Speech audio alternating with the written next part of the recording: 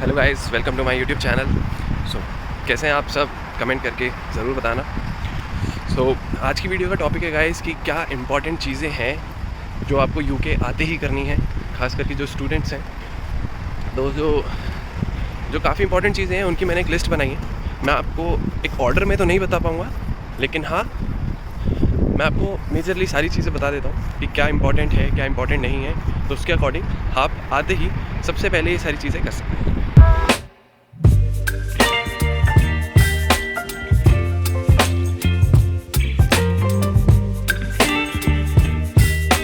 Important चीज़ों की बात करें, आपको सबसे पहले क्या क्या करना है यूके में आते ही, तो मैंने एक लिस्ट बनाई है। मैं आपको लिस्ट से पढ़ के बता देता हूँ जो मैंने चीज़ें करी थी और आते ही आपको सबसे पहले वो करनी है।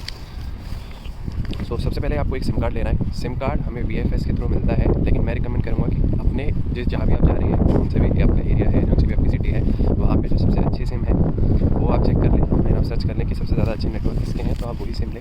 मेरे एरिया में लिबारा सबसे अच्छे नेटवर्क दे रही थी, तो मैंने लिबारा की सिम ही कंटिन्यू करी जो मुझे VFS से मिली थी।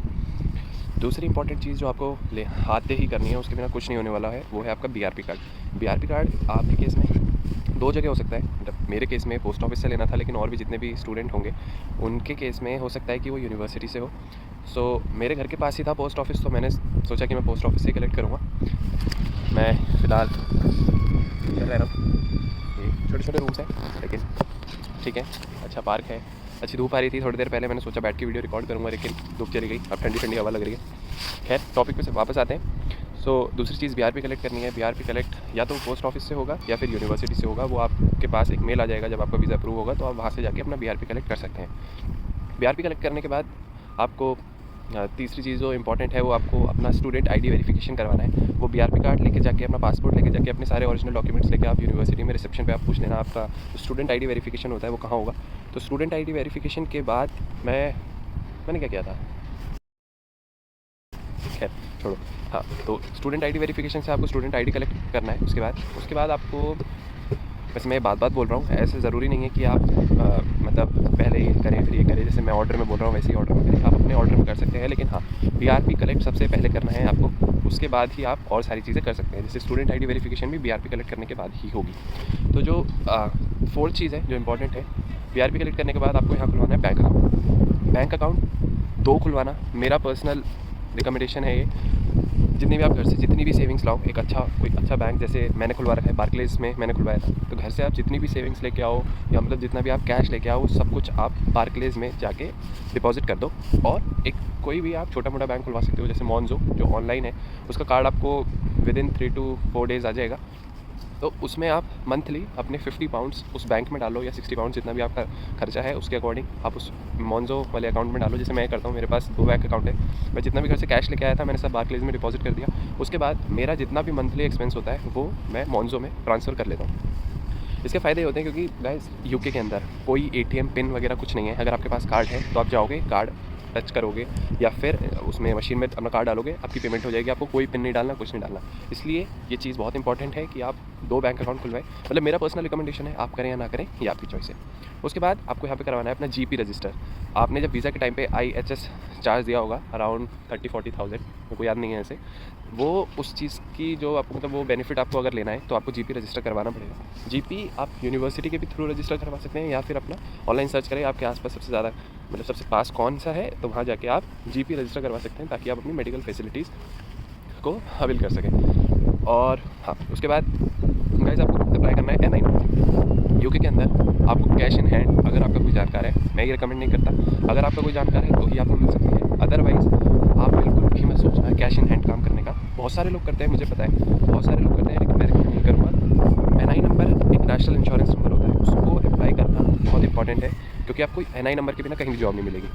NI नंबर कैसे अप्लाई करते हैं, ये आप यूके की वेबसाइट पे या बहुत सारी यूट्यूब पे वीडियो चली हुई है, वहाँ जाके देख सकते हैं। कुछ नहीं करना, बस अपनी डिटेल्स फिल करनी होती है, जैसे कोई भी एप्लीकेशन फॉर्म फिल करते हैं। उसके बाद आपका NI रेफरेंस नंबर आएगा। NI रेफरेंस नंबर के बाद करीब 5-6 दिन बाद आपको NI नंबर मिलता है, लेकिन NI रेफरेंस नंबर पर भी आप जॉब कर सकते हैं। उसके बाद ये सारी चीज़ें जो मैं बोलूँगा थोड़ी बहुत ऑप्शनल है, आप करना चाहे कर सकते हैं, नहीं करना चाहे नहीं करें। लेकिन मैं पर्सनली रिकमेंड करूँगा कि सब कुछ करके आएँ, तैयार पहले से ही सब कुछ तैयार कर लें। एक CV या फिर रिज्यूमे, दोनों में से एक अच्छा, और मतलब गूगल पे मैं देखता हूँ बहुत सारे टेम्पलेट हैं, बहुत सारी चीज़ें हैं, लेकिन मैं रिकमेंड आपको यही करूँगा कि एक अच्छा CV बनवा के लेकर आएँ अपने साथ ही, और उसके बहुत सारे प्रिंट निकाल लें, क्योंकि यहाँ जितनी भी शॉप्स वगैरह आप अगर बाहर जाएंगे, किसी रेस्टोरेंट में जाएंगे, कहीं जॉब देखने जाएंगे, तो फिर आप अपना CV ड्रॉप कर सकते हैं कि अगर यहाँ पे कोई वैकेंसी खाली हो तो मेरे को कॉन्टैक्ट करें। तो एक अच्छा CV रिज्यूमे आप अपने साथ लेके आए, उसके साथ काफ़ी प्रिंट। वैसे मैंने क्या किया था, मैं CV ऑनलाइन ले आया था, मेरे पास ऑनलाइन था, और मैंने अपनी यूनिवर्सिटी से जाके प्रिंट निकलवा लिए थे। उसके बाद कुछ ऐप्स हैं जो मतलब आप अपने फ़ोन में डाउनलोड कर सकते हैं। 3 तरीके की ऐप्स मैं आपको बताऊंगा। अगर आपको कोई और बताए या फिर आपको कोई और अच्छी ऐप्स बताओ तो मेरे को कमेंट में ज़रूर बताना। सबसे पहले ट्रैवल के लिए आप क्या कर सकते हैं, एक बोल्ट, ऊबर और फ्री नाउ, ये 3 ऐप है। सबसे सस्ती फ्री नाउ है, उसके बाद बोल्ट और ऊबर सबसे महंगी है। हाँ, वही ऊबर जो इंडिया में चलती है वो यहाँ भी चलती है, लेकिन यहाँ थोड़ी एक्सपेंसिव है। उसके बाद अगर आपको जैसे हमारे इंडिया में स्विगी है और जोमेटो है, तो हम कुछ भी ऑर्डर करना चाहें उससे कर सकते हैं। यहाँ पे सबसे ज़्यादा चलता है जस्ट ईट्स या फिर डिलीवरो।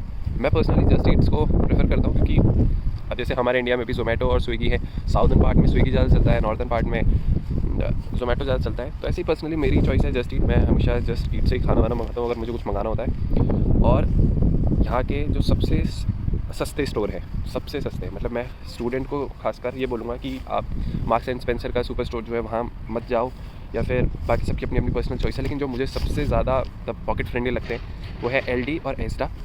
मेरे करके 5 मिनट वॉकिंग डिस्टेंस पे ये दोनों ही हैं, तो मैं हमेशा इन दोनों से शॉपिंग करता हूँ। अगर मुझे कुछ भी लेना हो, घर की ग्रॉसरी लेनी हो या कुछ भी लेना हो, तो मैं LD या फिर एस्डा, इन्हीं 2 से वो लेता हूँ कुछ भी सामान। और एक टिप है, अब जैसे मैं हूँ, मैं काफ़ी बार मतलब अप्रॉक्सीमेटली महीने में 2 या 3 बार आउट ऑफ सिटी ट्रैवल करता हूँ। या फिर अगर आप फ्रीक्वेंटली किसी मेट्रो में ट्रैवल करें तो मैं आपको रिकमेंड करूँगा एक रेल कार्ड बनवा लें। अगर आप 16 से लेके 25 एज के बीच में हैं तो आपको एक रेल कार्ड मिलेगा।